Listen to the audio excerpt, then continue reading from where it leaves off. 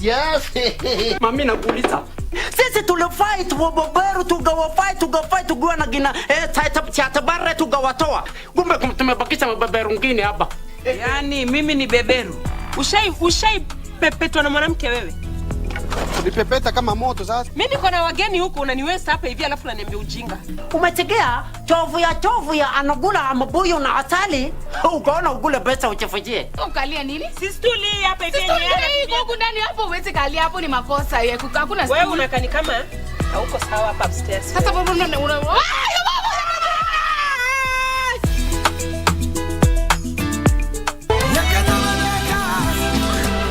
Are you crazy? Agree to this. To get John chapter 11 as your skiza tune, dial *811 *965#. I am the resurrection and the life. The one who believes in me will live, even though they die. John chapter 11, verse 25. To get John chapter 11, dial *811 *965#. To get John chapter 11, dial *811 *965#.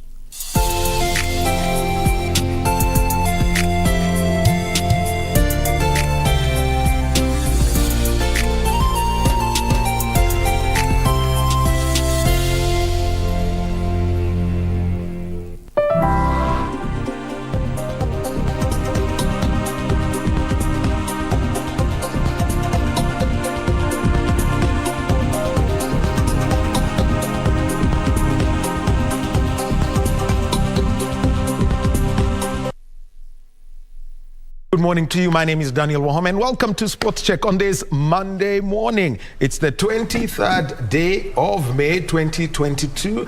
It is a day when we are going to be having, conversations about sport. Remember that the Kenya Broadcasting Corporation is to bring you the Commonwealth Games from the 28th of July to the 8th of August, a proper disruption from the activities that will be in the country. And we are going to have two people who've already made Team Kenya for the Commonwealth Games. And over the next 2 months, we shall be introducing to you members of Team Kenya as they are selected and announced by the National Olympic Committee of Kenya and the affiliated federation. So Team Judo is on today, and let me just tell you, the set is heavy, literally. Kuna uzito ya ukweli. And also we shall be having a conversation about an athlete who is a waitress by day, but she trains hard. She's a sprinter, runs with people who are able-bodied. She won 4 medals at the Deaflympic Games in Brazil, and those are games that came to a close last week. They arrived back in the country. 4 golds, 2 silver and 2 bronze, all in the sprints. We'll be talking with Beryl Wamira. So she's going to be joining us, and together with Yvonne Pamela, who is her sign language interpreter, they will be joining us. And later, at times you wonder, why is athletics such a competitive sport, yet it is the sport that very many people take part in. Running, it's the most natural of things. You crawl, you walk, you run. The moment you can run, everyone wants to do it. All the athletics have done it. But in India, there's a game we played as children. Some called it tapo, others called it shake. It was a mix of the two, and now it is known as Koko sport. So let's have a look at this sport and, think of kabaddi, think of a little bit of, running all around and tapping an opponent to get them out. Think of that. So it's known as Koko, and we've got the federation here with us. That's from the sporting side. But what about from the general side of the news? We've got the Economy and Election Preparedness Forum, and this is taking place in Nairobi. We shall be keeping up with that. The Principal Secretary for the Interior, Engineer Dr. Karanja Kibicho, is meeting bishops in just along Kiambu Road today, about 300 of them from independent churches. That's another event that we're taking a look at. Then we've got the launch of the African Liberation Week. This is taking place at the Ufungamano House. And the Office of the Government Spokesperson. They've got weekly briefings on the state of affairs, especially to do with the economy in the nation. And today, we're going to be given an update and a briefing on the status of internet connectivity. And this is at the Office of the Government Spokesperson.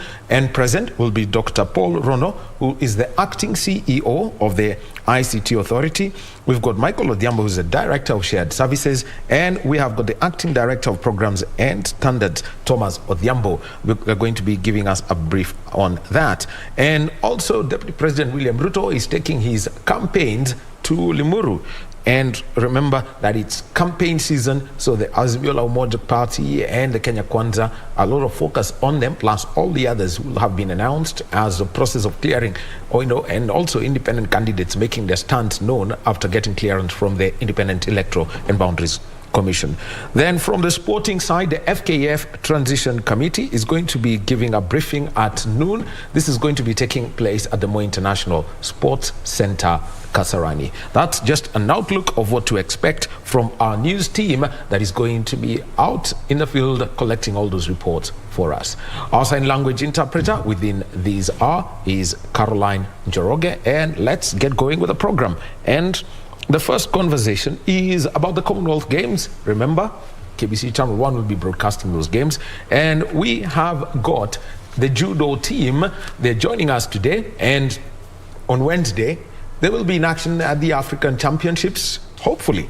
And on my immediate left, we've got the coach of the national team. His name is Joseph Muru. Coach, welcome to KBC Channel 1. Thank you.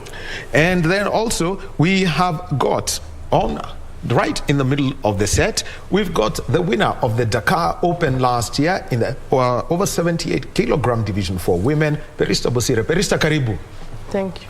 Welcome to KBC Channel 1. She's the first woman to win a gold, by the way, in judo ever since the sport got competitive in Kenya, and that's at the African level. We've had medalists at regional level.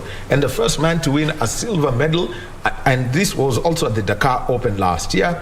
We've got Kelvin Mnangwe. Kelvin, welcome to KBC Channel 1. Thank you very much. Well, Kelvin contests in the over 100 kg division. So when I told you, seti kona uzito ni ukweli. And I will start with you, Coach. The sport of judo was an open entry sport. There are those where you've got allocations and they're restricted to about 90 or 92 athletes, but there is an open entry division. Judo was one of them. When it was announced through the National Olympic Committee of Kenya that, yes, judo, you can bring us athletes, what was the feeling for the federation and the way you came up with the athletes you proposed for the Commonwealth Games? It was quite a nice gesture from the National Olympic Committee, because it gave us a chance to be open to select our own athletes whom we feel they are light on the target to get medals for this country. We appreciated it with a lot of favor, with a lot of happiness. And then after they put it in open category, there was a big problem in financial constraints. Mm-hmm. So they limited to 2 athletes. That's where now we get at least. We were not happy because the chances were narrow. They were narrow to us. Mm-hmm. But according to the other NOC Olympic Committee, they are saying they are going to negotiate with the government, sports funds, and other Minister of Sports to see that they can add more chances for the athletes. Yeah. So to me, we are at the light way. We are going to make it to the finals at Birmingham. Okay. Yeah. And now let me come to the athletes. Perista, yes. Tuanze na wewe. Kuteuliwa kama mwanadada peke yake kwenye mchezo wa judo ambaye atakuwa akiwakilisha nchi hii katika michezo ya Jumuiya ya Madola. Hisia zako tupatie. Mimi kwanza nashukuru Mungu, kuchaguliwa si ati niko na nguvu mingi, lakini kwa nguvu ya Mwenyezi Mungu aliniinua nikaweza kucheza judo, nikaweza kumeki hiyo yenye nimeki kadhaa. nikaweza kuchukua medal. Juzi nilikuwa Kambara nikachukua medal. So vile nilichaguliwa niliambia Mungu asante, nimechaguliwa kwa sababu si uwezo yangu. Lakini watu wakikuangalia wataona kwamba wewe huko katika lile daraja la uzani wa juu kabisa, zaidi ya kilo 78. Tuambie ushindani ulivyo hapa Kenya, Afrika Mashariki na pia kwenye bara la Afrika. Kucheza kwa judo kwa hiyo weight ya juu si rahisi. Lazima ujitume, ufanye mazoezi ya kutosha, kwa sababu wenye mnaenda kukutana na hao si watu hivi hivi. Kwa sababu vile unaniona hivi niko na kilo mingi, lakini kuna wenye wako na kilo mingi kunishinda. Kuna wenye wako na 150, kuna wenye wako na 148, na mimi niko na 100. So lazima nifanye mazoezi mingi ndio niweze kumit hiyo qualification. I will be coming back to something about judo that I was told, and it is about using your opponent is actually your biggest asset in the sport of judo and how you do that. But now the first man to win a silver medal at a high level, and we've got Kelvin Wanangwe. He's in the over 100 kg division, and this is the highest division. Basically, we'll be talking about the heavyweight proper if you are to compare it with boxing, or super heavyweight in amateur boxing. So Kelvin, having been picked to represent the country, because I know even you are in your day job is about service to the nation full time. Okay. What about this one? Okay, this one has been a pleasure. I thank God, and it has been a challenge. All the way from Kenya, I was able to represent the country, and for the first time since judo was invented in the country, I was able to present them with a silver medal. I had a game in the finals with a very experienced player who recently won a bronze in Portugal championship, world championship. It's called Mbanik Ndiaye. He's a 3 times winner for the African championship, but with the experience I got, I'm aspiring to do more and I'll make the country prouder. Okay, and now, Coach, let me just come and let's talk about some of the basics of judo here. And it's about tossing your opponent, pinning them down. You could take us through that, the basics of it, before we even now come to the 2 types of scoring. The basic of judo is a very humble game, is whereby judo, you use opponent's weight. You don't use your weight, you use opponent's weight. If he is heavier than you, you can use his weight to throw him. That's what we call tashiwaza. Tashiwaza is a Japanese word. Well, it means you throw somebody while standing. Newaza is when you pin somebody down. That's when you pin him down and you score. So, in judo, we don't go against, we give way.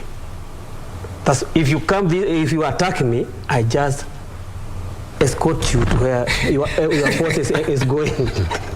I don't resist. I just accept your force and add my technique to throw you.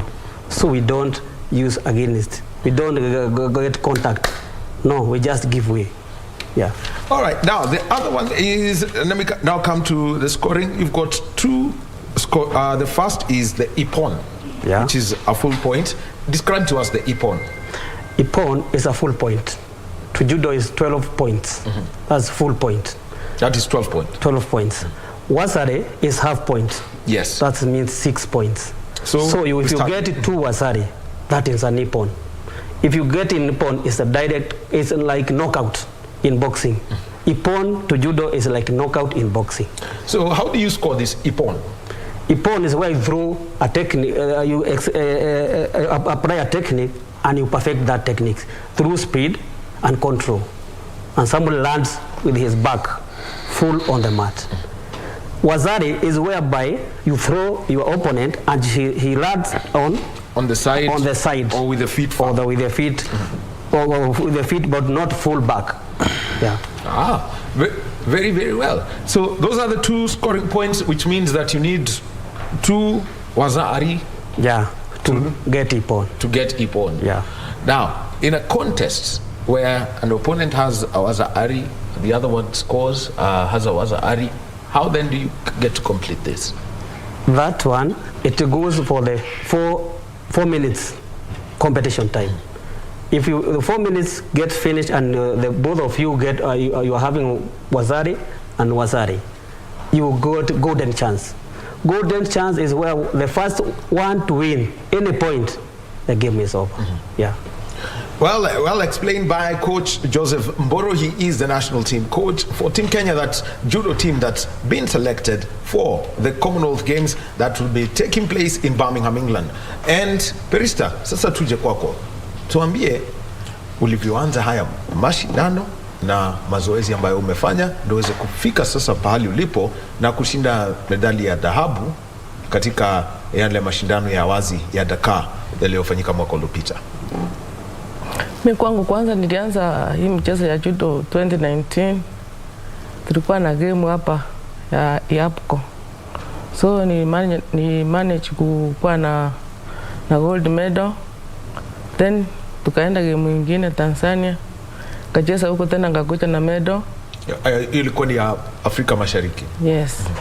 Nyingine tukakuja tukaenda Zanzibar. Tena ngawini huko ngakuja na medal. Nyingine tena tukaenda Tanzania mara ya pili, ngawini huko ngakuja na medal. So coach akaona walikuwa wanachukua number 1, wakanichukua tena Senegal. Nilienda huko tukakutana na watu huko. Lakini tulifanya maajabu huko. Japokuwa judo lazima ujitolee. Kangangana kakuja na medal. Mpaka sasa hivi sasa nafurahia nimechaguliwa kwa kwenda Commonwealth. Niko na imani through God. Naenda kufanya mzuri. Na wacha tuongee kuhusu haya mashindano ambayo yalifanyika kule Dakar, Senegal, yalikuwa ya wazi. Tukiangalia wale ambao walikuwa wanashindana nao, wacha nikutajie kwa sababu najua unawakumbuka. Kuna Monique Guli Vogi wa kutoka kule Guinea. Je, ni ushindani upi alikupatia pale? Hata ya kwa rahisi. Lakini niliingia, nilijiamini tu, sikuwa na woga yoyote. Kapata nimewin. Na pia kulikuwa naye Sarah Hawk kutoka Uingereza. Najua huyo ni mmoja wa wale wanariadha ambao ndio utakutana nao kule kwenye michezo ya Jumuiya ya Madola, Commonwealth Games. Tueleze kuhusu hawa washindani ambao mmoja ambao sasa ulishapatana naye. Nimeshapatana na mwingine anaitwa Monica na huyo mwingine anaitwa Sala. Hawa si wachezaji rahisi. Lakini ukiingia bila uoga na utrain mzuri, sioni kama ukitrain mzuri hata hao wanakuogopa. So game itakuwa rahisi wakati umetrain mzuri. Haya. Na kwa muda wa miaka 2 umejifunza, umeingia kwa mchezo, ukajifunza na sasa unawakilisha taifa. Tuambie haswa ni njia zipi ambazo umefanya, ni mazoezi yapi ambayo umekuwa ukifanya ili sasa uwe umeorodheshwa wa kwanza hapa nchini? Na magwani lazima ujitume. Usifuate kocha ati kila siku anakuambia atienda mazoezi. Mazoezi yangu kitu ya kwanza naamka morning run, naenda kama 30 minutes, nikirudi na pumzika. Nikifika saa 4 naenda gym, na jioni naenda maneno ya mati kidogo. Hivyo tuna kujifunza tekniki hiyo maturnings.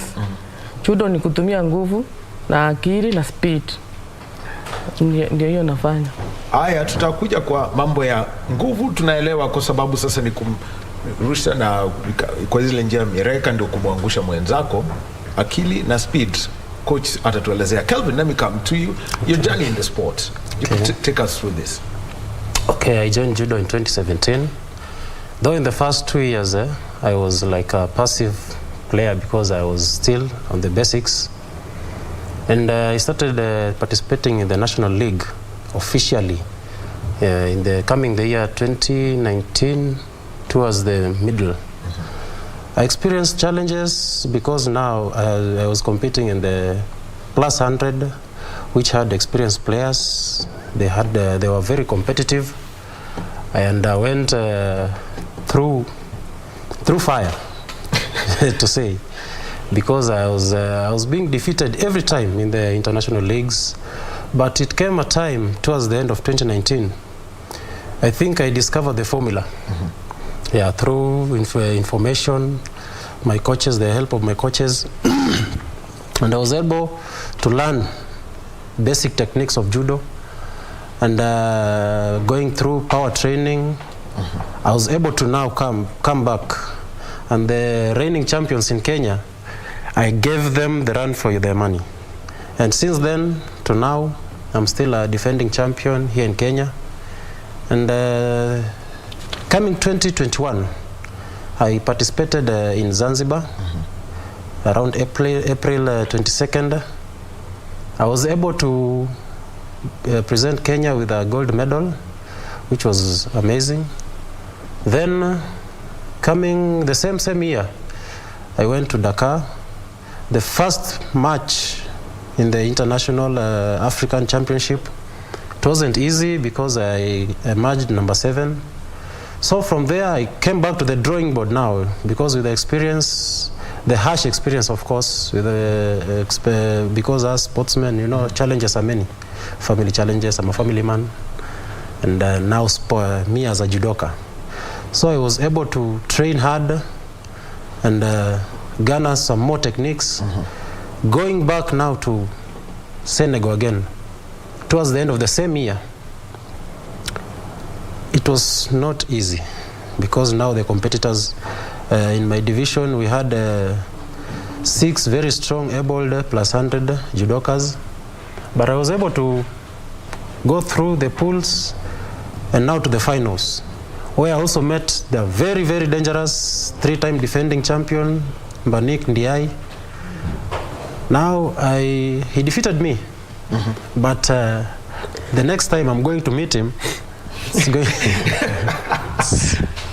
he'll get a challenge. Okay, and you know, one of the reasons why I like Kelvin's confidence, and you know, the next time he may meet Mbanik Ndiaye is in 3 days' time. By the way, from the 26th, and this is at the African Championships in Oran, Algeria, where they will be, because you know, for martial arts, if you're not in competition, then it becomes a little bit tricky. But let me talk about some other athletes, and this is, I mean, the athletes you all, your competitors in in Senegal. There was Malik Diop, there was Libas Ndiaye, also of Senegal. There was Karunga Sumano and Sheikh Amadou Fall. What's the status of the sport when you look at West Africa and North Africa? Yeah, North Africa, I think in Africa, the North Africans, the Morocco, the people with the Arab descent, I think those people, they have grown judo, and they are much advanced, now followed by the West Africans, now coming to the East African. Now, but that is not, it cannot weigh us down. We'll soldier on, and we'll give them a tough competition. But I must say the West Africans and the North Africans, they are a bit much advanced. Yeah. Well, Coach, let me come to you. And Perista mentioned something. It is about brain and speed, because we understand the power. I mean, for you to, you know, basically toss somebody onto a mat, you need the power. Let's first talk about the speed. How do you work on this part of it? About the speed, for a player to get a speed, you have to work on the gym workouts, the physical workouts, morning runs. All this accumulates to speed work. After speed work, we get to gym. We get turnings. That is uchikomi. We call it uchikomi. Uchikomi is about all turning, about techniques. Left, right, left, right, left, right, backward, left, right, until the player becomes used to the techniques. So speed plus application of techniques is what accumulates ipons faster when you are getting in a competition. Only that. On the mat, when you train the mat, concentration on the speed work and power. Power, you find it on the gymnasium, we got power lifting. Also we get ropes to make muscles strong. Also flexibility, it is needed in judo. If you combine all these, you get full confidence that your player is okay now to go and compete. But without that, he cannot make it. And in judo, there's no shortcut. You have to do it perfect. Well, you have to keep perfecting that. The other one is the brain part. Yeah. And you could see that we had some of those pictures on our screens, of, the people in a dojo doing their practice. Tell us about, how you apply, study your opponent and, outwit them. Outwitting an opponent is whereby you have to feel your opponent first. When you get in the tatami, that is mats, you have to feel your opponent. Before you attack, you have to feel him. Are you comfortable when you attack to make that move, or you are not comfortable? If you are not comfortable, don't make a move. Just fake the move. When he goes when he wants to counter you, you apply now the move when he is on motion. But when he is not on motion, you cannot apply. You have to move your opponent so that he gets on motion, so that you can get application of the techniques easily. Yeah. Well, Perista, naja kwako sasa, na ningetaka kuuliza sasa, ukikutana na mpinzani pale kwenye ile mat, inaitwa tatami. Sasa tutumie lugha ambayo ni haswa ya judo. Wewe ukijaribu kumsoma mpinzani wako, unachukua muda upi ili pia ujichunge isiwe kwamba mkishaanza mashindano pale anatafuta ipon na wewe bado unajaribu kumsoma? Number one, ukiingia kwa mat, mnaingia na opponent. Ukimuzika tu hivi unajua nguvu yake kwanza. Lazima ujue nguvu yake kwanza na utumie akili. Kutumia akili ni ile usimuonyesha ile tekniki yenye unaenda kuingia. Utaweza ingia soinage, kumbe amekusoma, unaingia soinage, anakupendua. Sasa hiyo ni ipi, hebu tuelezee? Soinage ni ile ya kuingia mtu hivi. Sasa ukienda kuingia mtu hivi ndio mpiga ipo. Akikusoma, ifai akusome, inafaa wewe umsome kwanza. So ukienda kumuingia akikusoma change nyingine, una change tekniki nyingine. Ukiona amesoma hii change nyingine na ndio uweze kumshinda na hiyo yenye umefake. Lakini ukimuonyesha direct, ukiingia kwa ringi na umuonyesha unaenda kuingia direct, sasa atakusoma akili yako. That is why nasema unatumia akili kucheza. Ukiingia hii ukisikia hii amejua, una change nyingine. And for you, Kelvin, you said that it was a baptism of fire. About 2 years. Yes. When you got into competition, yes, kept losing, and this is at the national leagues. When you got to win, you went out there and lost. Okay. What were the key things that you kept observing throughout that period, such that you got to even contest against Africa's best? Okay, first what I learned is that judo, you must be in a very good state of mind. And also your spiritual nourishment, you must be, many people believe different things, but me, I believe in God. So when I believe in God, I pray that God helps me. And also you must be in a very good state of mind. You must always remember that your opponent also fumbles when you're going to meet him. So, and in judo, as my coach was just saying now, it's not always the strong people that win the game. Recently in Tokyo, Teddy Rayner is the reigning champion. Yes. He started winning Olympic golds since 2011. But actually 2012, 2016, the Frenchman. The very, very heavy Frenchman, and he's very strong. But now the Japanese, these days the sport has grown and is going to the scientific part. Now the Japanese studied the guy, and Kageura Kokoro was able to beat him very technically. So in judo, not always the strong people win. It also, the mindset also matters a lot in the tatami. So I was able to master very few, I must say, much, a lot. And I was able to know what is needed in the sport. Yes. What are these things? Because we know there is power, there is speed. Which were the key things for you that you needed to work on? Okay, now with the plus 100, the speed is quite medium. But now the power and the technique comes in, and now the state of mind. So I was able to learn techniques of judo, and the counter, if you learn a technique, you must also learn the counter of the technique. So I was able to master them, And with the faith of God, I achieved what I achieved. Yeah. Now, you know, there is this perception at times that martial arts come with, you know, a form of, you know, spirituality. How do you try keep your frame throughout when you're getting into competition? Okay, when you're in a competition area, most of the time, people may try to intimidate you. Of course, people may come there and in the, let's say like judo, there's a warming area. So people may try to intimidate you. But maybe when you are there, you try to meditate, try to keep cool, and be ready for the competition. So it's important when you're in the sport, try not to look at the might. You know, even Goliath was defeated by David in the Bible. So not all the time the strongest person in the tournament will win. It's always the sharp and the fastest or most technical person that always wins. Yeah. Now, Perista, Wanangwe, by the way, let me just make something clear. We may know him as Kelvin Wanangwe, but at international competitions, if you'd like to know his profile, they use the name Kevin Afude. Yeah, Kevin Afude. Yes. Yeah, that's the name you'd be looking for. So I know if you're trying to study Kelvin, look for the name Calvin. Calvin. Yes, look for that name. That's the one you will find on the international websites and competition sites, so that don't wonder, ala, huyu mwingine alibadilisha jina siku gani. That's the name that he uses at international competitions. Very correct. Na Perista, tuje kwako.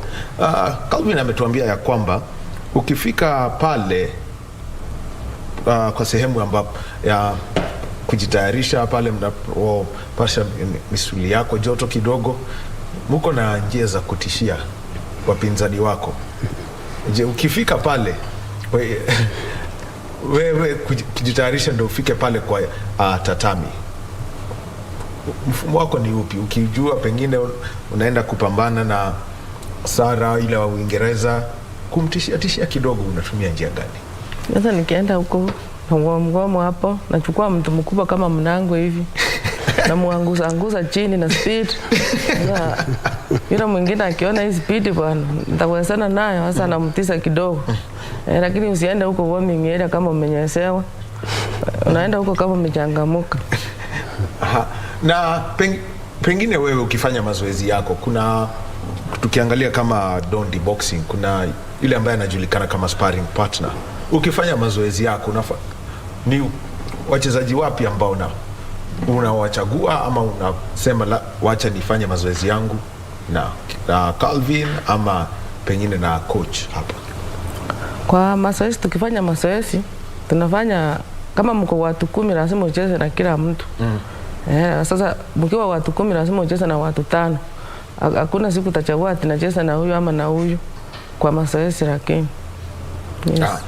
Na haswa kwa wakati huu tuambie mazoezi ambayo mnafanya, kwa sababu najua mnaelekea kwenye mashindano ya Afrika, Perista. Mazoezi yani ukikaribia kama kuna game, ifai ufanye mazoezi ile yenye kama una build up. Sasa hii mazoezi ya sasa ni ya kusaben. Unafanya ile mazoezi right lakini iko na speed kwa sababu unaenda kucheza. Yes. Coach, at the moment, tell us about the sparring partners that they have as they prepare for the African Championships that are slated for the 26th onwards in Oran, Algeria. Right now we have given them the sparring partner who can charge them so that they can gain the speed, the speed and application of techniques. Yes. So the ones they are having, the application of techniques there is excellent. So they have challenges. To beat them is not easy. Also they are lightweight, but to beat them is not easy. You know, light people in judo, they are very fast than heavy people. Actually, Calvin has mentioned it. Yes, they are very fast than heavy people. So when you give up Munangwe, heavy person like him, you are not helping him. Just give lightweight. So that would be speed, so that I can give him speed because he needs speed. But if you give the same size, the speed is the same. So when I give the light people, he get more speed, and the speed is more required in tatami than anything else. Because when you get speed, to beat somebody needs a matter of seconds. Because when you have speed, you have control, application is easier. And application comes when speed is in control. Yeah. And Calvin, let me ask, working with somebody who's light, his sparring partner at the moment is Irungo. Irungo under 100. Yes. He is over 100, he's under 100. Yeah. Yes, and so how is it like when you compete against Irungo, who's, in a restricted, who's in a lighter restricted division? Okay, a lighter weight in judo brings speed. And competing against a lighter person is also a challenge to us, because now we are heavy and they're lighter. But now I have an advantage of the power, because most people that are lighter than me, of course, they can't be stronger than me. So if you are competing against him, okay, you're learning the speed, but at the same time, you must build on your power and also build on your technique, because now the execution of technique with a lighter person is faster. So you must learn the way he executes his technique. You learn from it. Now you come and do the same to be able to perfect in your matches internationally. Perista. Yes. Tuangalie sasa. Already tayari ulipata nishani ya dhahabu katika mashindano ya wazi kule Dakar, Senegal mwaka uliopita, na pia tunawaombea vema ukielekea kwa mashindano ya bara Afrika ambayo yatafanyika kule Rwanda, Algeria. Ukiangalia ushindani ambao unaweza pata katika hili daraja lako la zaidi ya kilo 78, Afrika ni washindani wapi ambao unaangalia? Naangalia kama Monica Sagina, naangalia Sara, na kuna wengine hapo. Monica ulipambana naye, najua ulipatana naye kule Dakar na ukamshinda kwenye finali, sivyo? Na pia kuna Fatimetu C wa Mauritania. Fatimetu ulipata ushindani wake ukiwaje? Ilikuwa ushindani yake ilikuwa rahisi. No, but ile masoezi nimefanya saa hii kuna mahali nimeimprove. So saa hii nikipatana na mtu mwingine kushinda hao, nitafanya mzuri. Yes. Yeah. So, and coach, you can talk about the rest of the team that's for the African Championships and what you are looking at going into that competition. What I can say about the team, the composition of the Algeria team, it is a very good team, because the team we had in Uganda, East Africa Championship, whereby they won 16 medals, 7 gold, 4 silver, 5 bronze, of which that gave us momentum to take them to all the continental championship.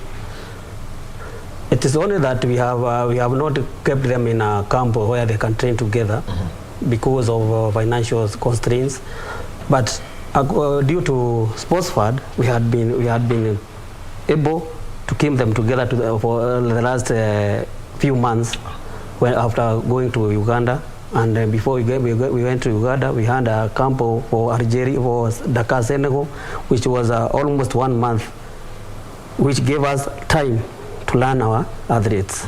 So now we have a good team, whereby we have a young team and older team, whereby the combination of the two, they give us succession of these sports. In the future, we are planning to have under 25 players featuring all the weights. So these people have challenges now. They have to work on it. Even you have heavyweight under 25. Under 25 years? Yeah, under 25. They are challenging them. Even they can tell you they are coming. So they have to work more. That's why they get momentum to get gold and silver, because of the challenges they had of the young group, of the young players. So those young players, they are giving us hope for the future. 2024, we will see marvelous. Birmingham, we will see marvelous, because these ones, they have the light challenges we expect as coaches from the young athletes. Aha. Yeah. Well, closing word. Thank you very much, Coach. Perista, chipukizi, wale ambao wako chini ya umri wa miaka 25 ndio wanapatia ushindani hapa nchini, ili ikifika Paris tujue nani atakutazama pale, kwa sababu jua pia Wakenya watakuwa wakitazama kwenye hii runinga ya Channel 1. Kwa hivyo medali tunakudai tayari. Haya, tuambie. Mimi saa hii ni ile preparation nimefanya.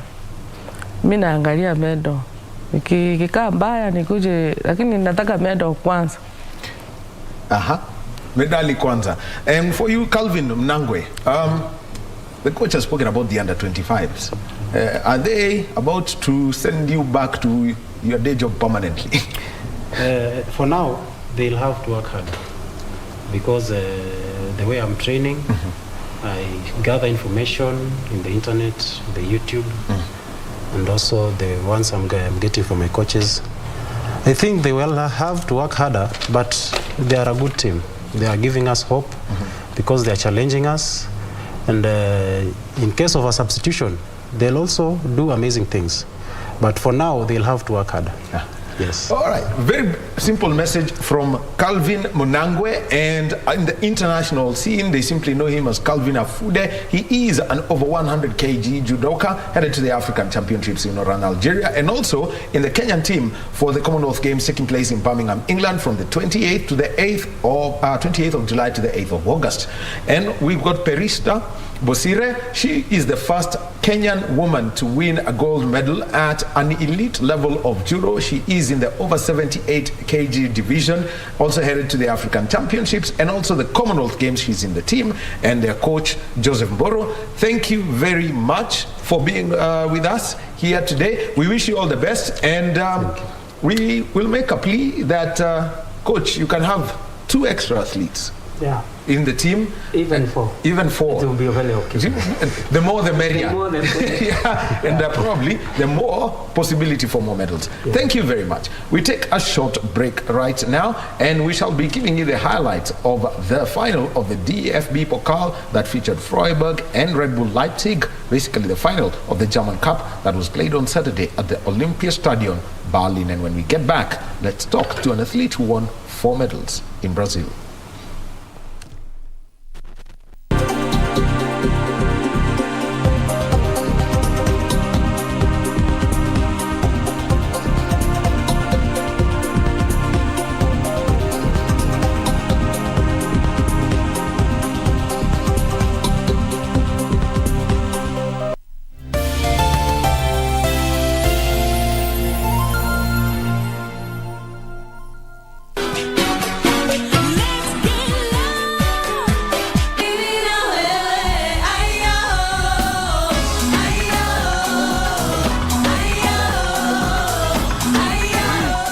Sued them, and they were like, you used our material, we need to be paid for it, you know. We weren't asked, there was no consent, so how about we just to sort.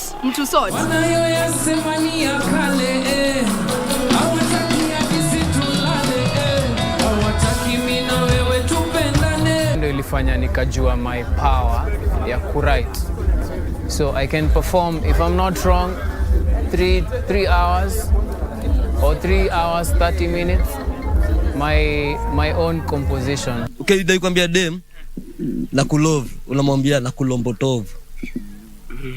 Kulombotov.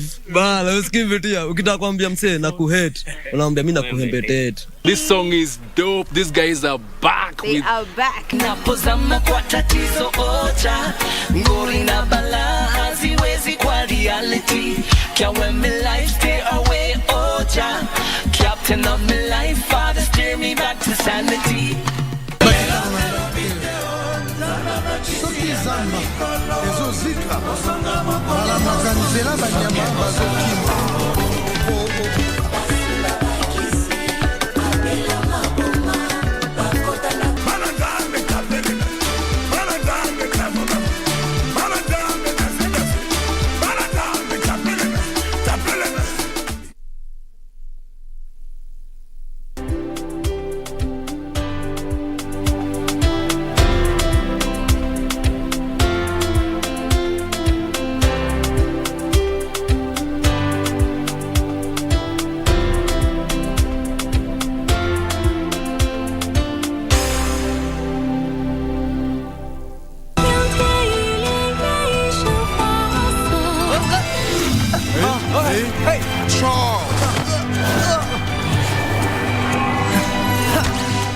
family kingdom will note this. Oh, don't give a damn what they think. He has the Jade Dragon fan. I guess. He must be Echo. Would you like to teach him a lesson?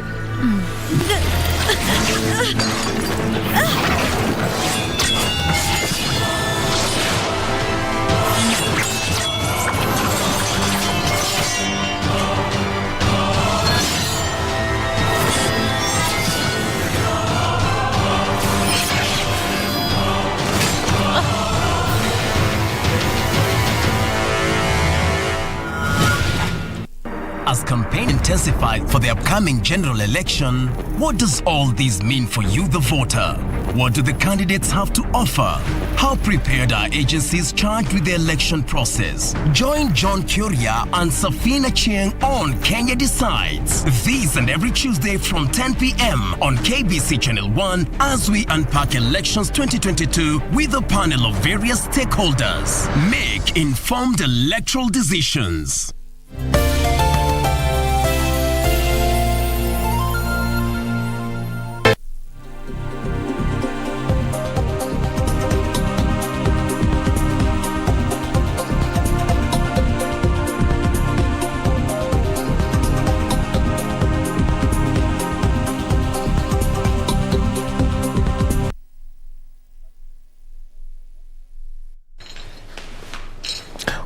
Welcome. That's Simple Sign Language, and it's back to Sports Check on this Monday morning, the 23rd day of May 2022. And I've got to tell you, the month of May has been a glorious one for Kenyan sport, and this is because we saw deaf Olympians in Brazil win 23 medals in athletics and 1 in golf.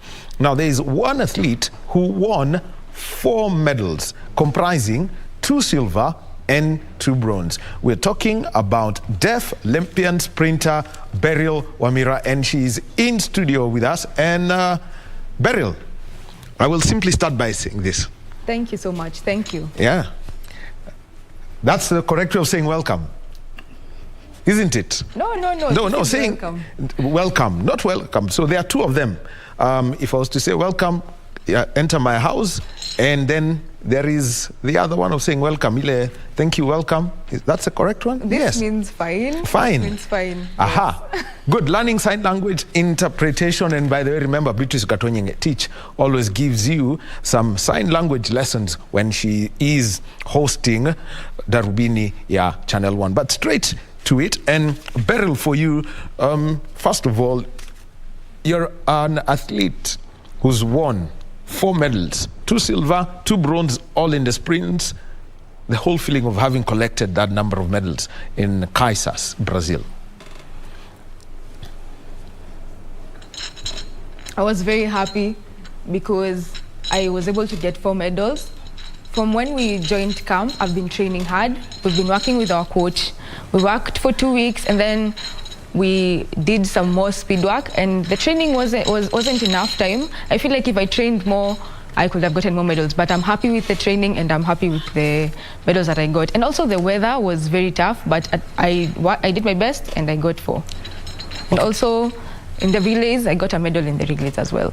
Well, the medals that she won are, number 1, a silver in the 4x400 meters universal relay. Beryl could show us that silver, the first silver medal that he won.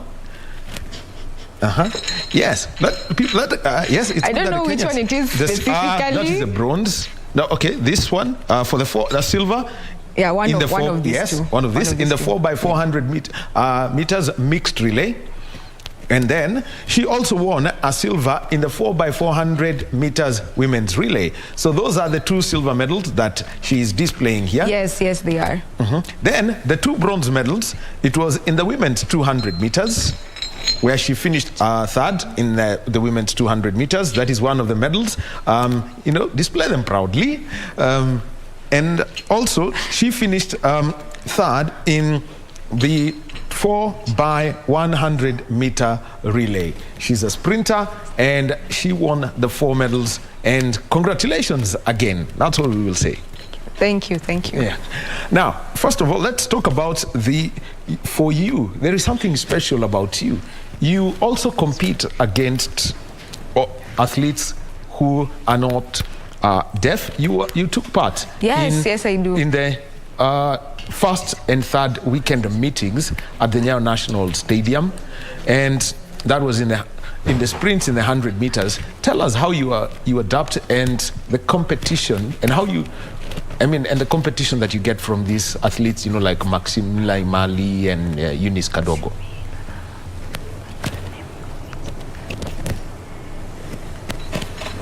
Honestly, my coach was the one who had been working with me and trained me, and she told me that I could actually compete with the hearing people. So I was worried that I am a deaf person. How was I going to communicate? They also have their starting with a gun, and I use my starting blocks. So I'm deaf, I'm all the way deaf. So she told me to use the coach. She'll signal me when they're ready to run. And I'll be ready to do my race. So yeah, I started late, but I was able to become position 4. Yeah, I tried. Yes, and by the way, she made all the finishes in under 13 seconds. How have those two competitions helped you at the Nyayo National Stadium?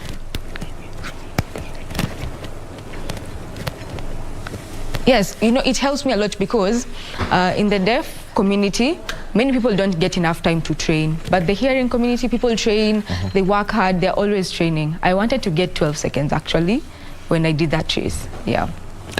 Well, and let me just give you an update of the results that she had, and this was at the first weekend meeting. And in March, she clocked 12.96 seconds, and that helped improve her ranking. And also, that was in the second meeting and started with 13.09. And looking at other championships you have been to, you were in Sofia in Bulgaria in 2013, and another great time for you there. Tell us about that event that took place 9 years ago. So in Turkey, we trained for about 4 weeks. Yeah. We trained for a longer time than we did now. So I was able to improve. I think I got 12.46 seconds. I'm not sure, but I got a silver back then. Yes. And 2013 in Sofia, Bulgaria?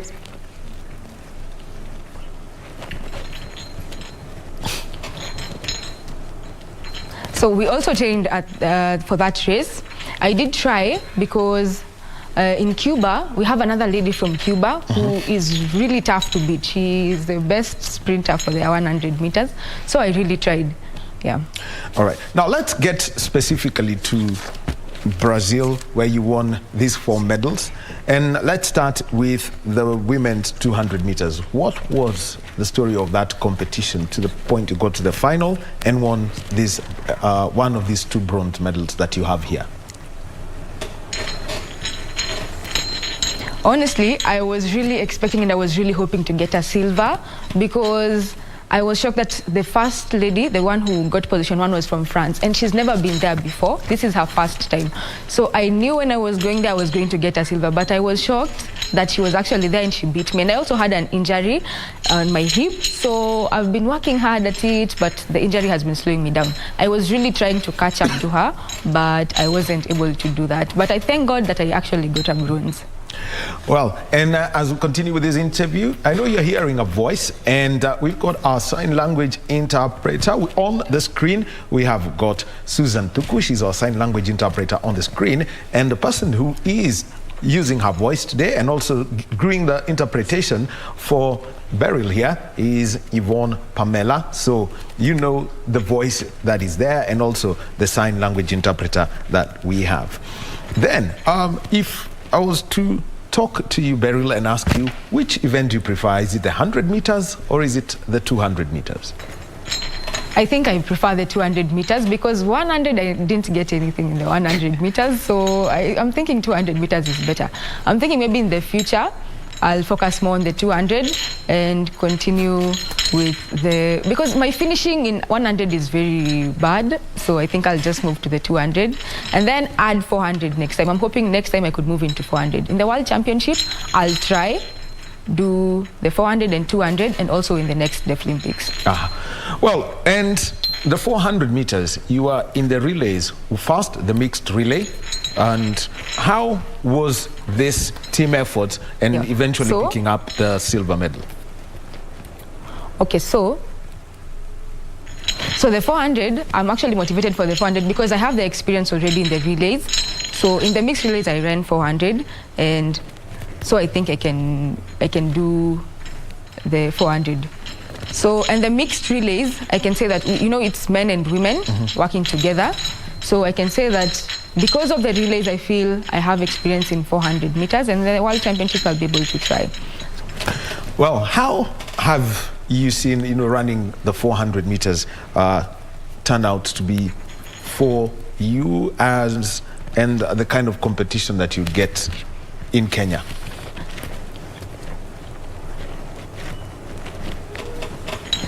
I feel like 400 is easy because in the women's team, we only have a few people, and I became position 3, so I think that we can be able to do that. I think I can be able to do a 400 meters very well, because long ago in Kenya we didn't even have any medals in 400 meters. This is the first time we got a medal, myself, Rael, and Lynette. So I think that we can be able to do 400 meters very well as a country.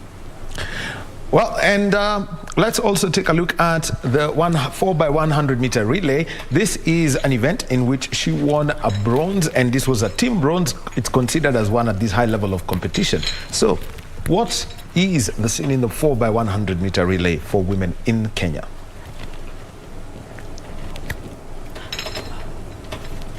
Okay, so we all ran 100 meters. So we worked with our coach and we decided who are going to run. So we gave the relays to the people who are best in the 100 and 200 meters. We worked together, we cooperated, and we are all very good athletes. Nobody there is just trying their luck. Everybody there is very good. So we worked together in the relays, and we also worked on our own individual 100 and 200 meters, and I can say that is how we won.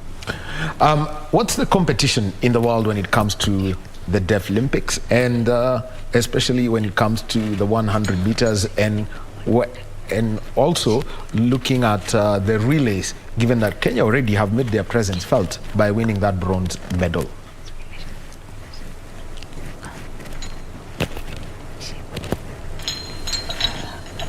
So in the women's team, okay, we never thought we were going to get a medal in the relays because we've never gotten one before. So Lynette and I and the other people who were working on the relays, we put the first leg was someone who wasn't very strong. And then the second leg, we had someone who was very good. And the third leg and the final sprinter was someone who could make a good finish. So we had planned ourselves, we came up with a strategy, and we thank God that we were able to win. Well, you could just give us the order of the athletes in which you ran from leg 1, leg 2, leg 3 until the anchor leg. So the first was Anzazi, a lady from Kwale. Her name is Anzazi Chaka. She lives in Kwale. The second, was my sister, Rael Wamira. She ran second. And the third was Lynette Nanjala. And finally, I was the last sprinter. And all these people ran in the 100 meters and 200 meters. They're very good athletes. So yeah, we worked together and we cooperated, and I can see that we were able to do well. Well, it was a silver lining for the women. And let's talk about the 4x400 meter relay team, as we also see some of the pictures. And this is from Brazil. It was wet, started off when it was sunny, and eventually it got wet. So tell us about you, Lynette Fuamba Nanjala, Pamela Atieno, and Sharon Bitok, who are in the 4x400 meter relay team. And well, you can see all the celebration from Team Kenya there on your screen. So, Beryl, tell us the story of the 4 women in the 4x400 meter relay team.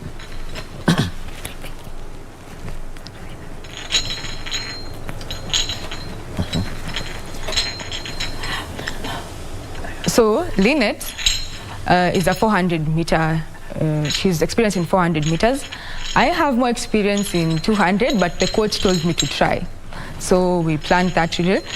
Sharon Bitok runs 800 meters. She's experienced in the 800 meters, so she could easily do the 400 meter. So that is how we planned how we were going to do that. And all of them were experienced. I was the only one who was actually new in the 400. So I was just trying, but I am shocked that I actually did well because I do more 100 and 200 meters. So we got a silver and I'm very happy for that. So, yeah. So tell us about the tactic and the order that was used and how you ran eventually.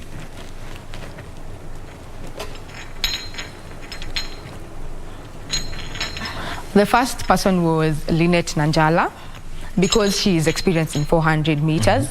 The second person was Sharon Bitok. She runs 800 meters and she's very good at it. And the third person was Pamela Atieno because she also runs 400 meters. And I was the final person who was there just trying my luck. Well, and it was not luck. It was eventually a success for you. First time running the 400 meters and you got a silver medal. So I've been trying, but this was actually my first time competing in a relay. So in 20, okay, so I have run the relays, but we never really won. We were a very weak team, but now I can say that we did well. We trained in the camp. That is what I can say boosted us really well. We trained in the camp. Well, here you go. And, you know, for these deaf Olympian athletes, the training and the coaches, how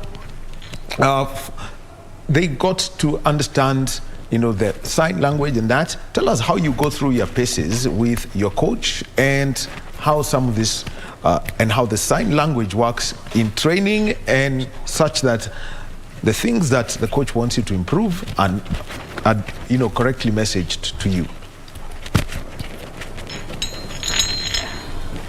Okay, so in 2012, the coaches could sign a bit. They could understand a bit of sign language.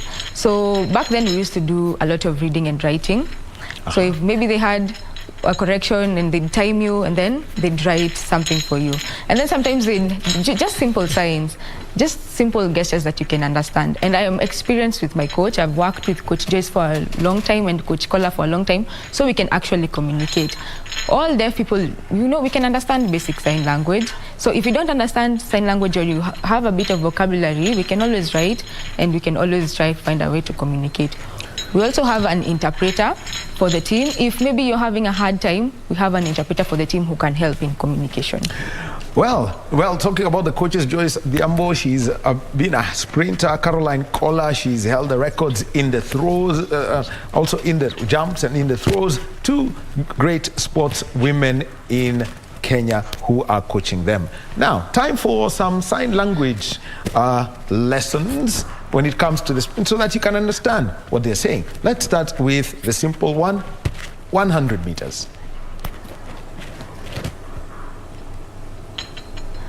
100 meters. That is how you do it. All right, just another display so that we're able to understand it. And that is 1, 0, 0, 0, 0 meters. Meters. Good. 100 meters. 200 meters now. 2, 0, 0 meters. That is M. M. That is the letter M. Now let's do the 400 meters. 4, 0, 0 M. M. So those are the events, and so if you go to the Nyayo National Stadium and you've got, you know, the deaf Olympians there, you can now understand. So if I can make a wild guess for the 5,000 meters, then I would have to do 5 is that 5,000. 1,000. Yes. So 1,000 is this. 1,000. 1,000. This is 5 and this is 1.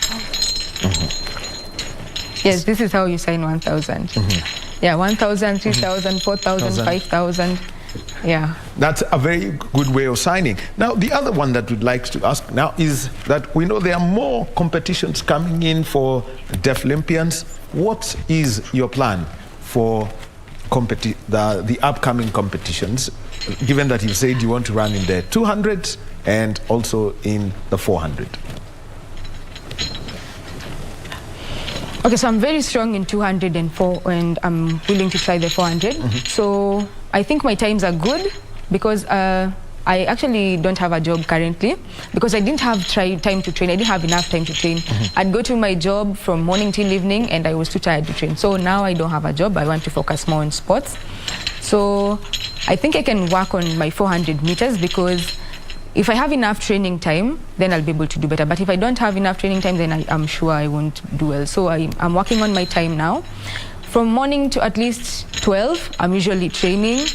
I go there, I do some simple speed work, I do my training. So yeah, I haven't been having enough time, but I'm planning to see about that. So maybe if I got a better job, I could be able to train better, because, you know, I feel like the government should be supporting us, athletes in the deaf community, because we don't have time for training, and as a sports person, that is very harmful to me.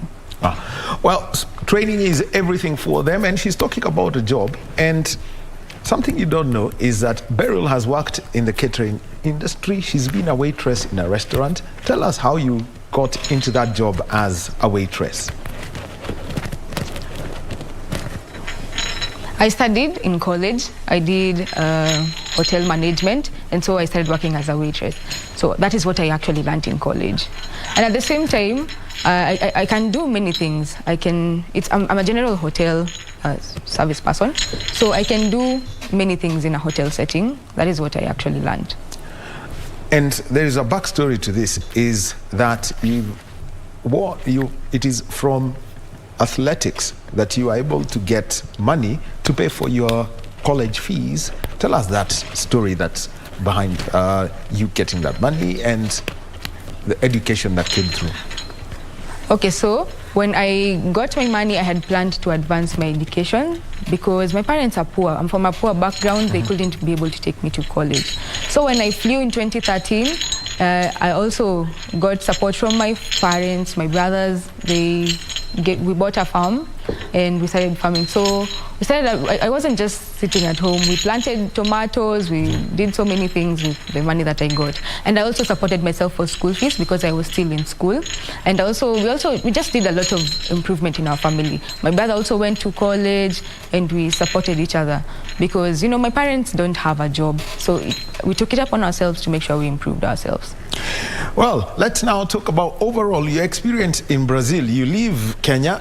It was ideally supposed to be going into the wet season. The first 2 days are warm, then suddenly the rains fell non-stop. What was that change of environment for you? So I expected that, you know, we had gotten kitted. We were given warm clothes for the weather.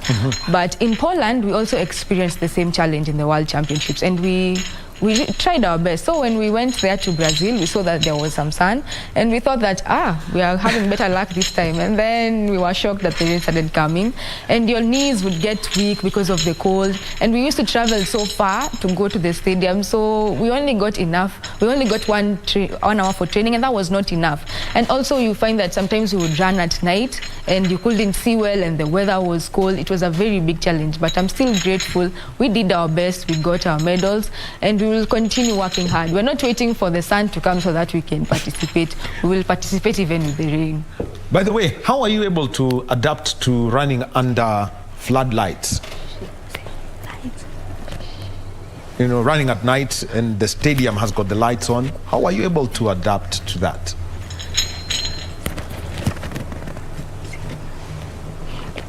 Okay, so yeah, the floodlights, I've worked with the floodlights before in other competitions, so I can say that it wasn't a very big challenge for me. If they were general, like if it was a closed stadium, then sometimes it can be harmful, but it was an open stadium, so I can say that, yes, the floodlights were a bit helpful, and I could see them. So it was an open stadium. It felt like it was useful. You also spoke about the cold weather and how it affects you. Speaking with athletics coaches, they say sprinters love warm weather. How are you then trying to warm up for, you know, running in the cold and rainy conditions in Kaisers do Sul? Hey, honestly, I hate cold weather. I hate cold weather, because when you're running as a sprinter, you have to stand there for a long time and you're feeling cold. All your energy just gets drained. And at the same time, when you're getting set, by the time you're getting up, your legs just don't want to cooperate. So, and also when you're finishing, it's not a good finishing when you have bad weather. I like warm weather because it's easy. Just getting set, everything is easy in the warm weather. But my aim was to get a bronze or a silver, so I'm actually happy that I did. Now, to encourage more people to pick up running, what is the outreach program to people who are deaf or may have gone deaf? Are you making outreach to schools, to universities, or even through the community of hearing impaired people?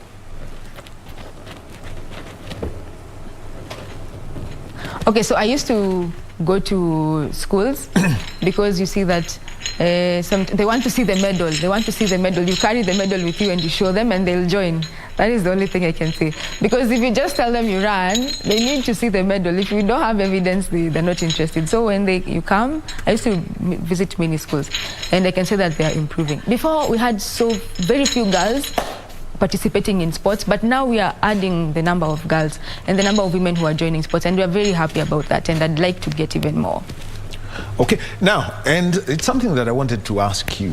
I mean, I had asked you before because you had run in the first and third weekend meetings of Athletics Kenya that were held at the Nyayo National Stadium. How would you like to work with all these other athletes?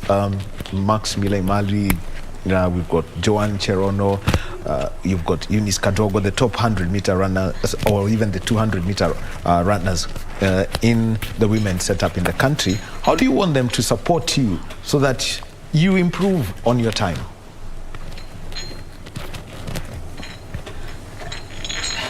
I think they could support me because I want to have time to work with them. But as an individual, I can't really come and just impose myself. So I think when they invite me, we could be able to work together. We could train together even. Because right now it's a challenge, yes, training is a challenge. I don't have a group that I train with. I train by myself, and I think that it would be helpful to have them work with me, yeah. And as we come to the end of this interview, what are the opportunities that are there for deaf people in sports? Because we saw outside of athletics, we had golf, we had handball, and we had the basketball team, and we had the football team.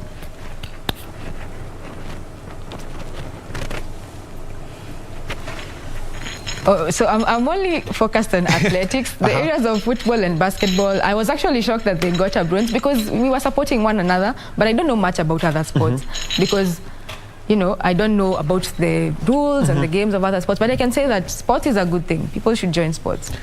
Well, thank you. Beryl Omira, she won 4 medals, 2 silver and 2 bronze, and she won a silver in the 4x400 meter universal relay, the 4x400 meter women's relay, and Beryl could show us, you know, the medals that you did win. In Brazil, you could display them. You made the country proud. Plus, she also won a bronze in the women's 200 meters, and a bronze in the women's 4x100 meters. These are the medals that are here, and for everyone who's out there proudly holding them is Beryl. We all say congratulations to her for bringing that. And remember that Kenya won 5 gold medals. That was part of the medal haul that was there. The silver medals, 24 medals in total from athletics and golf. It was quite a huge achievement by the Deaf Olympics team that was in Brazil, and they're back home in the country. And you know what they're saying?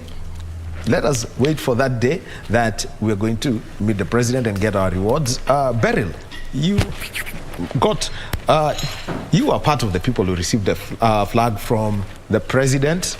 A message to the president for the support that you got, and when you go to return the flag, what are the expectations?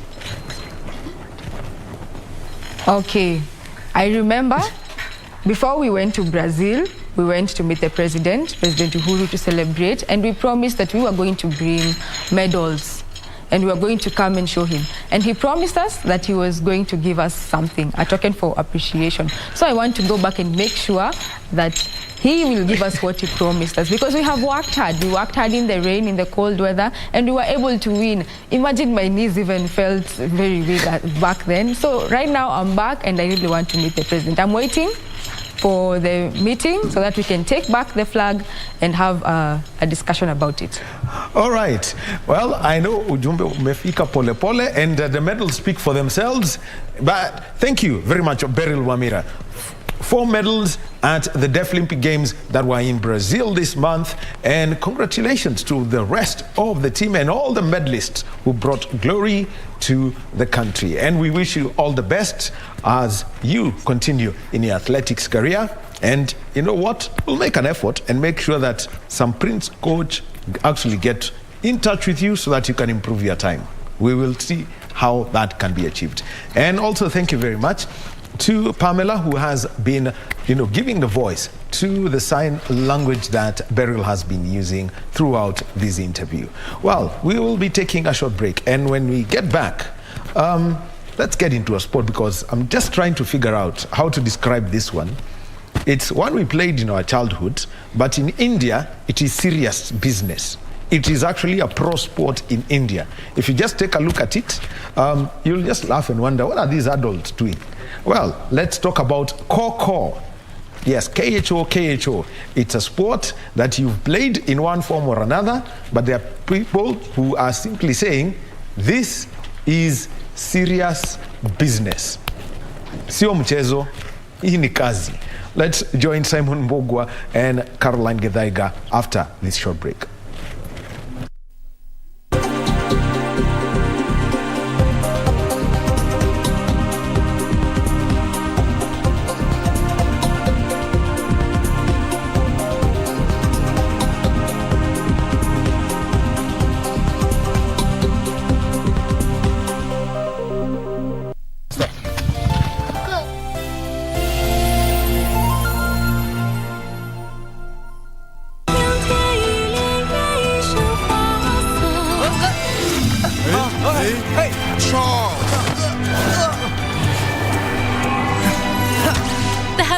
Will note this. Or don't give a damn what they think. He has the J-Dragon fan. I guess. He must be Echo. Would you like to teach him a lesson?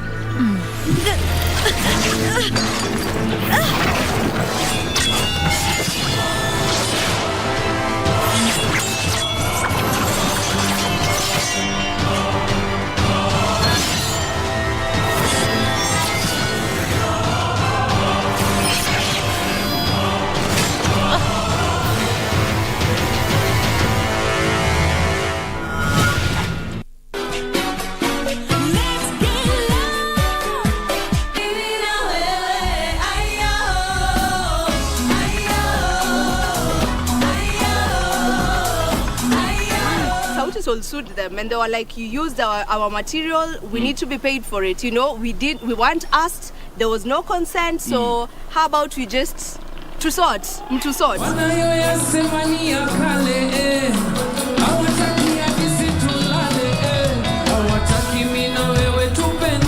Ndio ilifanya nikajua my power ya kuwrite, so I can perform, if I'm not wrong, 3 hours or 3 hours 30 minutes my own composition. Okay, dai kwambia dem na kulove, unamwambia na kulombotovu. Bala usikimvetia, ukitaka kwambia msee na kuhate, unamwambia mimi na kuhembetete. This song is dope. These guys are back. They are back. Napozama kwa tatizo oja, ngori na bala haziwezi kwa reality. Kya when me life stay away oja, captain of my life, father steer me back to sanity.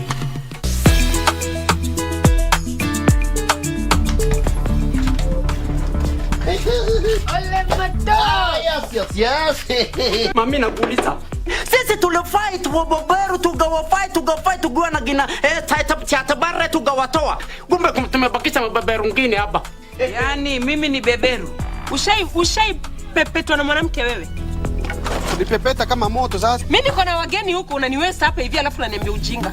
Umetegea chovu ya anagula amabuyo na asali. Ukaona ugule pesa uchefujie. Ukalia nini? Sistuli hapa hivi. Sistuli huko ndani hapo uweze kalia hapo ni makosa. Hakuna wewe unakani kama hauko sawa hapa upstairs. Sasa baba una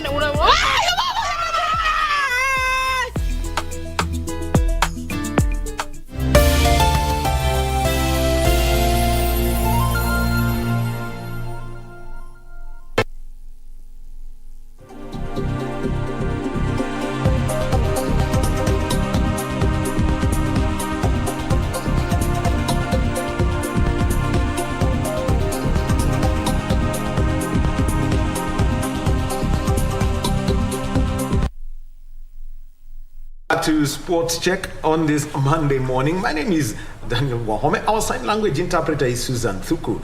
Well, two conversations we've had already. One, Kenya's judo team to the Commonwealth Games. They were here, Calvin, Perista, and also their coach Joseph. And we also had Beryl Wamira, who won 4 medals at the Deaf Olympics, 2 silver and 2 bronze. Now, we're talking about a sport that when you see the videos that we've got, you will wonder, is this a joke or is this serious business? Actually, it is serious business because there's actually a book about it. We're talking about Koko. It's an indigenous Indian sport. And this book I'm holding here is How to Learn Koko. Now, when I looked at the videos, I said, I've played this game before. So why do I need a book to learn this? Well, and in studio with us, on my immediate left, we've got the Public Relations Officer of Koko, Kenya, Caroline Githaiga. Welcome.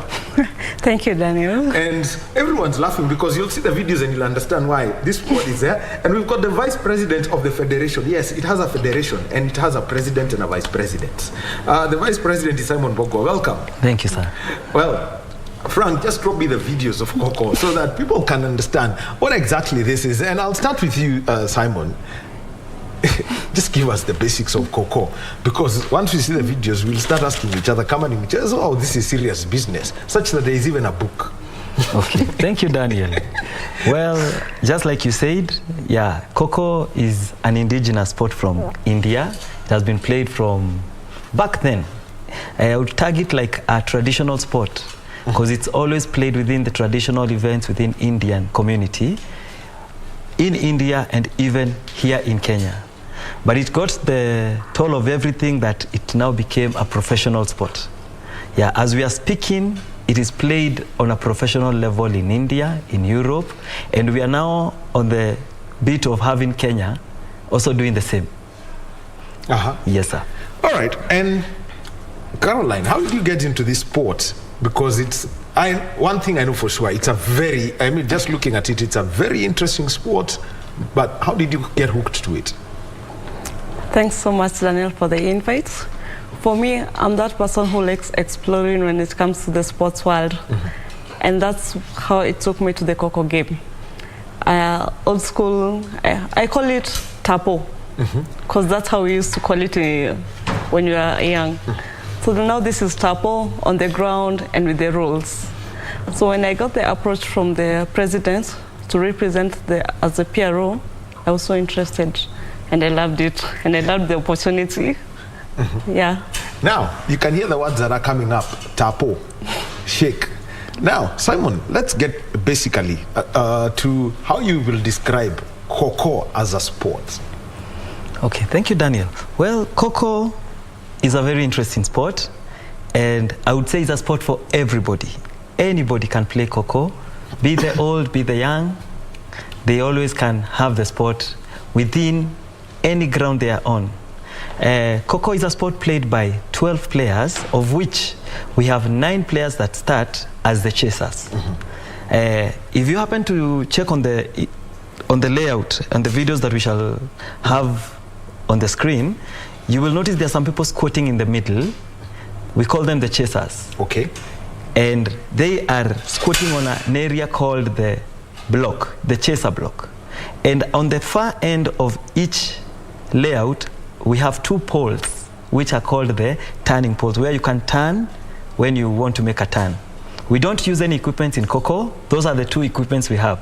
And then the defending team is called has players that we call the runners, whereby the chasers are supposed to run after the defenders, of which you play within 9 minutes of each inning, or 7 minutes if it's the sub-junior.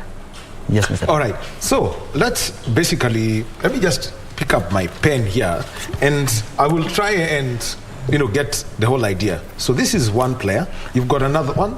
Yep. Okay, let me just use yours too. Yes. So you've got, these are people who they're all squatting, you're calling them the chasers. The chasers. The chasers. The chasers. So they are all lined up within the central line of a layout, of which they don't face the same direction, but in different direction. Okay. Starting from there, far end, who is just next to the pole, you face either the one side or the other side. The other side. And then at the far end of either pole stands a chaser, who is going to be the person to start the game at the command of the umpire who blows the whistle. So, how then, what is the whole essence of this? Thank you. For the people who are squatting and there are those who are defending. Thank you very much. The essence behind it is very simple.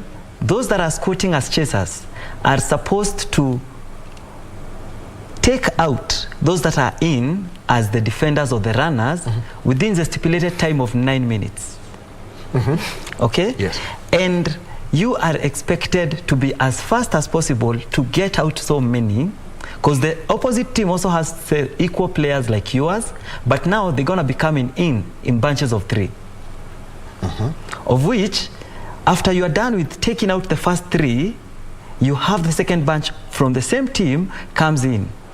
So you're going to be tapping on each other, echoing the word or uttering the word "ko," so that I can tap on Carol to be activated as an active chaser, to go tap on Daniel and run after the defender.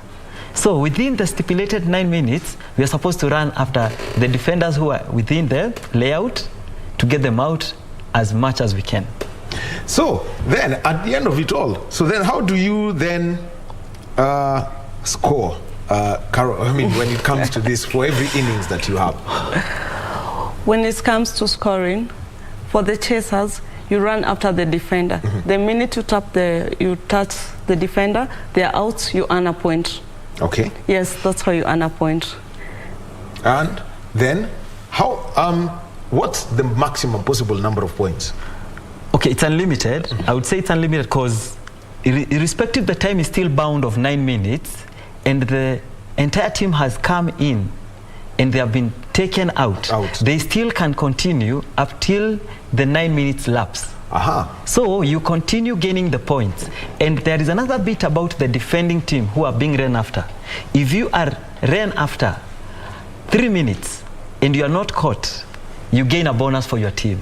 So it's like a home run in baseball. Exactly. Yes. So you're going to gain points as a defender, and you can still gain points as a chaser.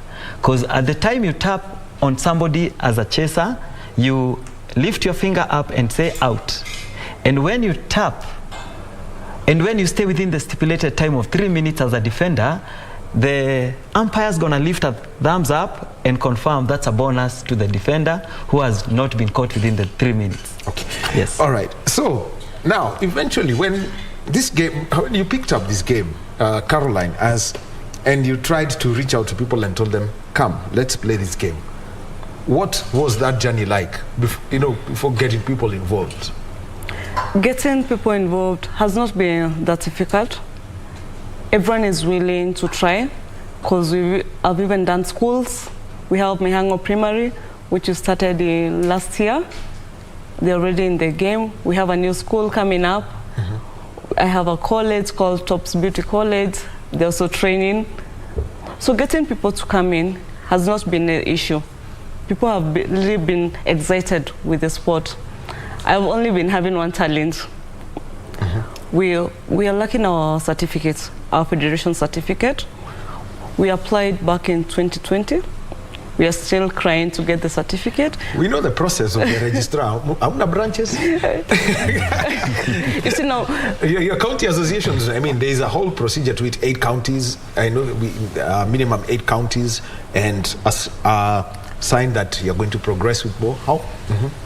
You see, no, that's a hindrance for us, because without that certificate, you reach out to an institution, they'll ask, where is their affiliation? How do we recognize you? Because Kenya doesn't as fast. So that's why we are fighting. We really need that certificate. People are willing to play. We have players all over, they want to play. But where do they affiliate to?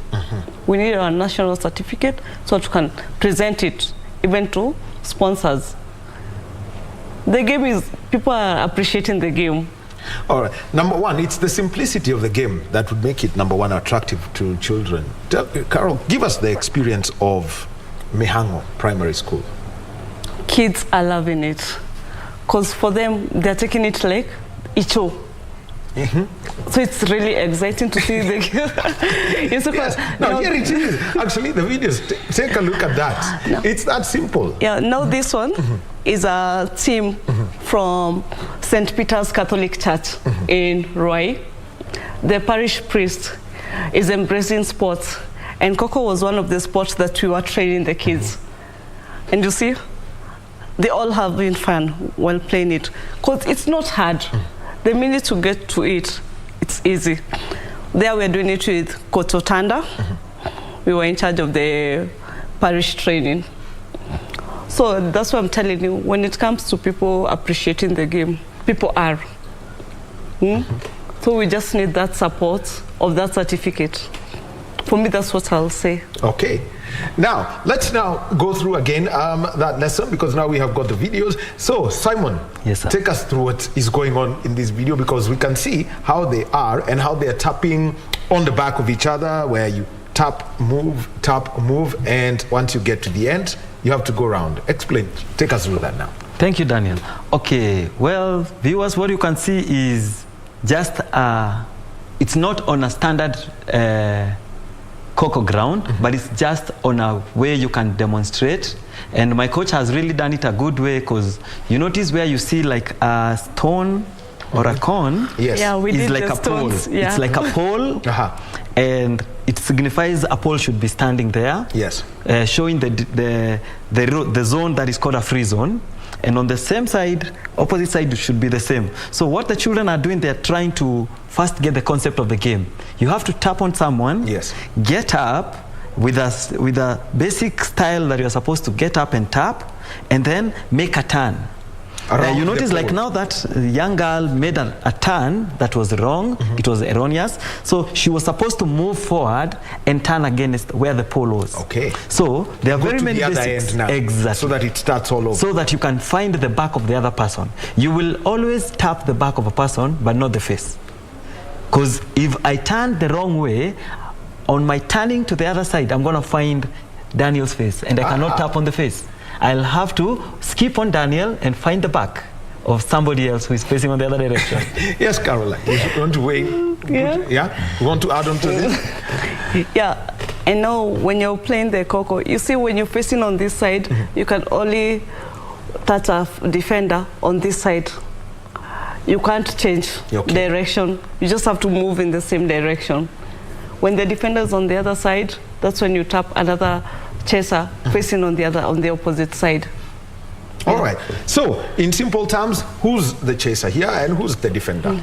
Okay, the chaser is the one squatting in yellow, and you notice they are doing first the major basic of tapping and running. Yes. So we only can identify the chaser, and if now we had somebody to be ran after, that would be the standing one. That would be a runner or the defender. Okay. Yes. So the one running is the defender. Now the one who would be running, being ran after by the chaser, would be now the runner or the defender, and that is the opposite team. Okay. So let's now come to some of the things that are required here in this game, because when it gets to up there, just by looking at it, it's a very fast sport. Very true. I can see it's very fast. Sure. What's the whole thing of physical fitness that's required for this sport? Well, thank you, Dan. Tapo for adults. Yeah. Serious tapo for adults. With Koko, I would call it a game of seconds, because you are stipulated to work within the time bound you are given. If you were to look at it on the professional way, these are now like seniors who are playing. You notice they'll be very fast than the children were doing, and you notice they get back to activate another chaser if you already have lost your opportunity, so that you save on time. Because time waits for no man when you are on the ground. And at the blow of the 9th minute, the whistle of the 9th minute, you're out of the 7 minutes. If for the sub-junior, you are done. So you're going to switch to compensate that either on the 3rd inning if you're going to be the chaser.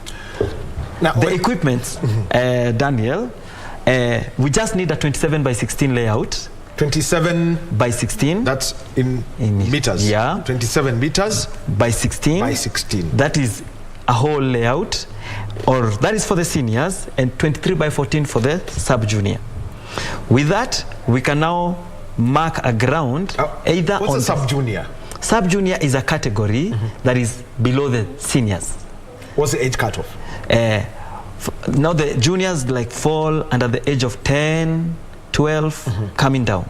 Because you notice children will always be in the sport. Yes. And they cannot still work on the same layout just like the seniors. Yes. All right. So now, getting that... The layout, yes. The layout, yes. That's all you need. That's all we need. 27 by 16. By 16 for a standard Koko ground, and having 2 equipment, which are the 2 poles. We can play it on sand, we can play on the grass, you can play on wet mud, you can play on synthetic turf. Yeah. And now, from what you've seen and what you're doing, what exactly is happening in the sporting scene such that there can be competitions and you can eventually get your registration certificate done once you meet the criteria? I mean, as more people pick it up outside of Nairobi. Okay, I would say since we got the opportunity to be trained as international coaches in New Delhi in 2020, thanks to our president, Mr. Jacob Nyaudo, and the international body back in UK, we happened to get a training coach in New Delhi. And it gave us a whole full insight about the sport, whereby we came back really fully imparted with knowledge, and we started spreading out to different regions. We started up with a club in Kitengela, came back to Maruroi, we have Paradiso. We have in Utawala, where Madam PRO resides. She has been of a great importance to try and spread the sport. We have even the Indians within Nairobi area and other regions that are playing the sport. Thanks to our treasurer, Mr. Kanti, he has been pushing that we are having the sports going on. Yes, Kanti, yes. And lately we had an event at Nairobi West at the Shre Krachi. Kuchileva. Yeah, exactly. Yes, SCLP. Exactly, that name. And it was awesome. Yeah, we had the Indian communities whereby they had come to exercise the whole fun about Koko. And the fun bit about Koko is you can play as a mixed sport. Male and female can play together, or male can play separate and the female separately. And right now, we are looking forward to landing in Narok and Loitoktok. Other counties, Bomet are coming. We shall be knocking doors in different counties because we have had people who have contacted us that they need the sport in their counties so that we can do what? We can have the sport spreading to everybody. Well, now, when it comes to communicating this, one of the things is, I know you've mentioned the challenge, but eventually, one of the things that I've seen from the video is that you've worked with the church, you've worked with the school. What are the key outreach methods that you're using to have this sport get to everybody? Because I'll tell you, it's a simple game, it's fun, and I mean, just by the looks of it, it looks like there's always a lot of laughter when people are playing. Very true. Yeah, you see, when it comes to any sport, not just Koko, when you're reaching out to someone, they need to know what are the advantages of getting yourself into the sports. You see, when it came, my first year with the church, the priest was interested in doing something that's different, getting the kids busy, getting the youth in the church busy. But now he was looking for something extra. That's why I brought in, why don't we start sports in the church community? And he was like, let's do it a trial. And we did it for the holiday, April holiday. And it was a success. Reaching out to the schools, you have to go to school. Why this game? For me, I'm saying it's giving kids an alternative. We've been used to, let's play football, volleyball, netball. Not everyone wants to play those games. That's where now Koko is coming in, an alternative sport, something you need to try out. Maybe you're a Messi in Koko, not in football. You see, coming to, like now we have an event on 28th. I reached out to... That is on Sunday? On Saturday. On Saturday, yes. Yeah, this Saturday. I reached out to Chief of Mihango area. He's called Kabenga. Also the Embakasi East officer in charge of sports, Mrs. Vena. I was like, why don't you give us a place to host the event. Yes, they don't know nothing about Koko, but they were like, this is something interesting. I think we can give it a try. And they said, come use our camp. That is the Chiefs camp? Yeah, the Chiefs camp. They have a field there to play the sport. So now we have the support of the chief of the area. And then the chief of the area was like, even the ward administrator will accept it. They'll take it to the MCA as well, Mr. Kados, on the same. So that's a plus for us. I've also reached out to Nyeri County. They want to give it a try. Laikipia County, Mr. Francis, he also wants to give it a try. Where in Nyeri County would you want to start that? Nyeri Central. In Tetu. Okay. Yes. What has been response from Nyeri, from Laikipia, Loitoktok? What have they said?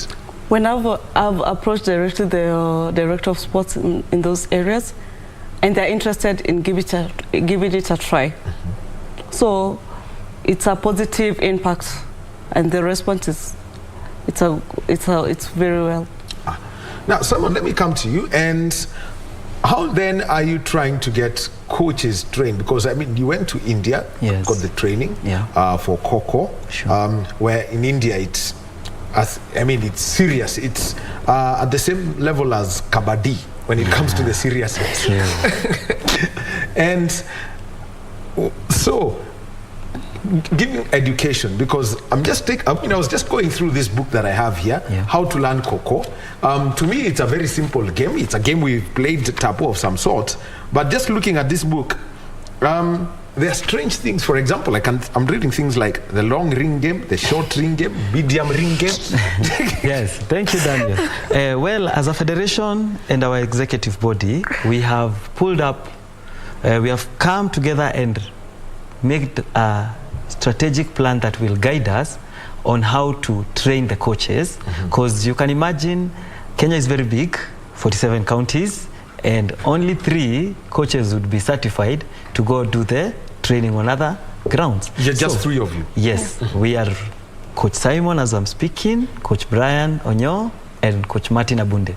So we are having a task at hand to spread the sport to other sports lovers who are passionate about the sport, so that we train them, both male and female, and then they're gonna go and multiply. So that is the task we have at hand. And we shall also need a support from the Ministry of Sports, so that we are able to move around the counties, move around the various schools during the sports quarters. We can be able to do what? To step into the schools when they have the games, we do the demos, and we are at least in a position to make the sport known to many. Well, let me now come to the rules and the regulations. Number 1, you need to have the pitch marked properly. Very true. You were saying that you can actually play in the mud. How do you sustain that, the pitch marking? Because I know in Kenya, our standard pitch marking is whitewash. Yeah, well, just like I would say, you notice children and any human being who loves sport, they love the fun about the sport. So when you have the markings and you always know where you scored, you will always be there, even though it's on the wet ground. So if you are playing on the sand, like on the beach, you notice because of the sand, the marking's gonna be rubbed off because of how much you are running on them. Running and the tides. So you will maintain yourself on the position that you're supposed to be, and the play will still continue. Ideally, professionally, when we come to the next level, you find if you have the correct marking on the turf or on the synthetic mats, it makes it best, because we mark them with the masking tapes, and that one will not have a problem. And then if you have the different mats that come in different colors, they can make the good marking of the layout to be recognized.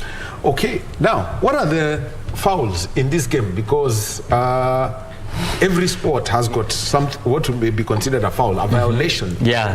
What are the violations? I think we have different violations, basing that we have the chasers and the defenders. I will maybe start with the chaser, who is more aggressive on the sport than the defender, because the defender is just meandering, running against the chaser. They are not tapped out. There are different violations. So in this case, because we've got a real show here, yes, the person running is That is... Okay, maybe the person in blue who tapped, that is the active chaser, yes, can make a violation like not tapping the chaser and uttering the word "ko." That is one violation. Okay. You're supposed to tap and at the same time utter the word "ko." You are supposed to maintain yourself within the chaser block, squatting in the right Koko position. Okay. That is one. You also can make a violation as a chaser if you don't turn at the right turning point where we have the pole and where we have the free zone. That is another violation. So if you make that violation, the whistle is always going to be called that you can give a reverse call and you make the correction. If you happen to get up before you are tapped on, that is also a violation. Okay? So you will be required to do what? To give the correction, of which we say you do a reverse call. You tap against 3 players and then you make the correction of the mistake you made. Yeah, you notice now that is a gentleman who is being ran after by a chaser, and after you cross on the other side, now the active chaser cannot cross the center line. So you're supposed to tap the person facing that side. So if you happen to cross the center line, that is a violation called cutting the center line. So you're gonna see the umpire cross the hands together and show you made a violation. Ideally, there are so many rules that you cannot lapse on a simple. Well, I've actually taken a look at them. Yes. And this is it. And let me come to you, Caroline. From one thing is, I know Simon's, you are constantly in conversations with sports officers at county level. You've mentioned Bomet, you've mentioned Laikipia, you've mentioned Narok. When you talk to them, what is the first thing, try to tell them this is Koko. How do they ask you, what? Koko? So, first thing they'll ask, ile Koko ya chai? That's the first response. So by the time you're getting someone, you have even to do a demo. This is how you squat, for them to understand how this game is played. They'll ask for the video, can we see? Then you'll show them, then they'll say, can we try? I've had that experience. I had that with Simon Gacha from Nyeri County, the director of sports. And I was like, yes. And we did a demo of it. So he had to pull people from the office? Yeah. And you tell them squat? Yeah, we do a demo. Because they didn't understand. Me telling them, there's a sport called Koko. The Ito we used to play when you're kids, that's now on the ground with rules, and it's being played on the professional level. How? The same way you're saying about Kabaddi. Yes. I've seen yes, actually, Kenya is very good in Kabaddi. They make World Cup quarterfinals. I'm a player for Kabaddi. Yeah. So everyone just wants to see how the game is. Is it fun? There's a school, Riara, they asked me, how fun is it? We'll pick kids and enjoy. Are there new tactics in the game? Because schools are looking for something exciting. I'm like, Koko is exciting. Like we're supposed to be doing a demo at Riara Spring in Maradema. They want to see it, not the videos.